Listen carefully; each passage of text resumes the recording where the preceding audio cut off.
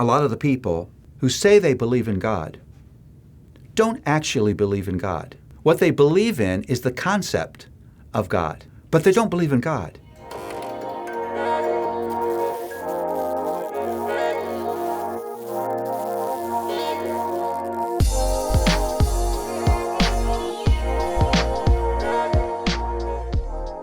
So if I would ask you what it means to believe in God, what would you say? I did this once at a retreat. I said, what does it mean to believe? And someone said, well, it means to trust. And I said, well, what does it mean to trust? And they said, well, it means to have faith. And I said, well, what does it mean to have faith? And someone smiled and said, well, it means to believe.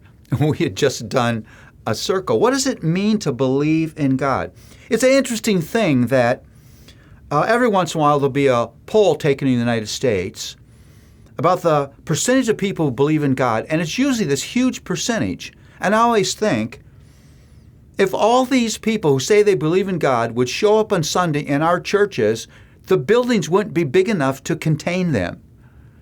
There's a lot of confusion out there about what it actually means to believe in God. And Psalm 24 really speaks into that confusion. The earth is the Lord's and the fullness thereof, the world and those who dwell therein. For he has founded it upon the seas and established it upon the rivers. There's your definition of what it means to believe in God.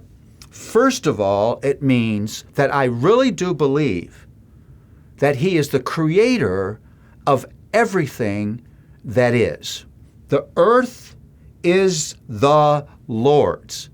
That's a pretty flat-footed statement. And all of its fullness. And, by the way, everything that lives on the earth. God founded it. God established it. Now, what's the implications of that? If you say, okay, I believe that God made everything, there are two inescapable implications of that.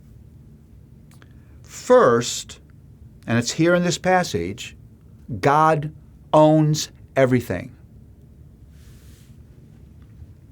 I don't own my mentality, I don't own my psychology, I don't own my emotionality, I don't own my personality, I don't own my relationships, I don't own all the things that I think that I own. It all belongs to the Lord.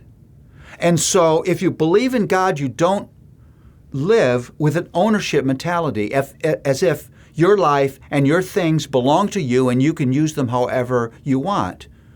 No, you have to live with a stewardship mentality. This belongs to God, and how does God intend for me to use what he's made? Everything belongs to God.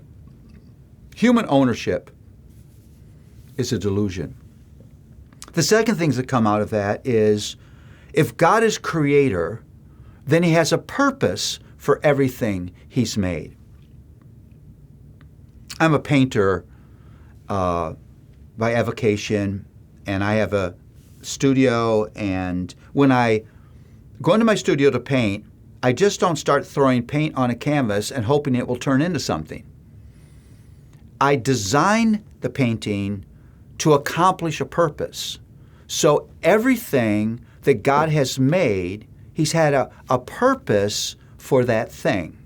And so to believe in God means I constantly ask the question, what is God's purpose for this? What is God's purpose for my life? What is God's purpose for my ability to think? What is God's purpose for my emotions? What is God's purpose for my money? What is God's purpose for my physical body? What is God's purpose for my sexuality? What is God's purpose for my relationships? What is God's purpose? What is God's purpose? What is God's purpose?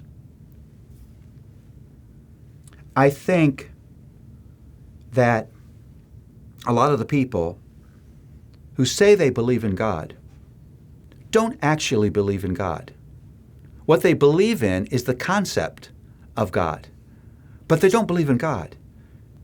Because Psalm 24 says, if you believe in God, it starts with believing that He made this world, that it belongs to Him, and that He has a purpose for everything He made, and you live your life inside of His ownership, inside of His purpose, I would ask you today, if I watch the video of your life, would I say, this person believes in God?